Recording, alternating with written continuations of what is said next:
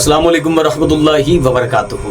आज जुमातुल मुबारक है, तो जुमातुल मुबारक के रोज़ गुस्ल करने का तरीका क्या है। आज हम जुमातुल मुबारक के रोज़ गुस्ल करने का तरीका सीखेंगे और ये भी साथ साथ सीखेंगे कि उसमें कितनी चीज़ें फ़र्ज़ हैं और कौन कौन सी हैं।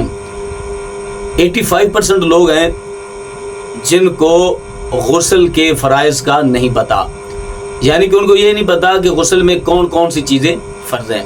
तो आज इस अहम मसाले पर गुफ्तगू करने जा रहा हूँ, लेकिन उससे पहले गुजारिश है, अगर आपने अभी तक चैनल सब्सक्राइब नहीं किया तो इस चैनल को करें सब्सक्राइब और बेल आइकन को दबा लें ताकि इस तरह की लेटेस्ट और नई से नई वीडियोस आप तक बआसानी और बर वक्त पहुँच सके। और साथ ही हमारे टिकटॉक अकाउंट को फॉलो करें और फेसबुक पेज को भी फॉलो कर लें। आज जुमातुल मुबारक है, तो जुमातुल मुबारक के रोज़ अक्सर लोग जो हैं गुस्ल करते हैं और उन लोगों को ये नहीं पता कि गुस्ल में कितनी चीज़ें फ़र्ज़ हैं। गुस्ल का तरीका क्या है। सबसे पहले गुस्ल में नजासत को दूर करना लाजिम है, यानी कि नाभ से लेकर घुटनों तक ये जो हिस्सा है इसको अच्छे तरीके से धोना। गुस्ल में 3 चीज़ें फ़र्ज़ हैं।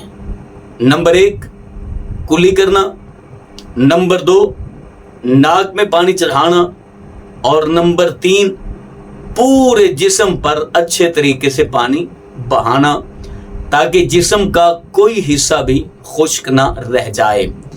गुस्ल में ये 3 बातें, ये 3 चीज़ें फ़र्ज़ हैं। सबसे पहले सीधे कंधे पे पानी डालना 3 मरतबा, फिर उल्टे कंधे पे 3 मरतबा पानी डालना, फिर अच्छे तरीके से सर से लेकर पांव तक अपने जिस्म को अच्छे तरीके से धोना।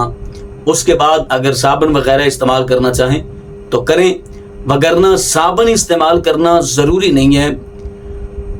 साबुन के बगैर भी आपका गुस्ल जो है वो कंप्लीट हो जाएगा, बशर्त ये कि जिस्म का कोई भी हिस्सा खुश्क ना रहे।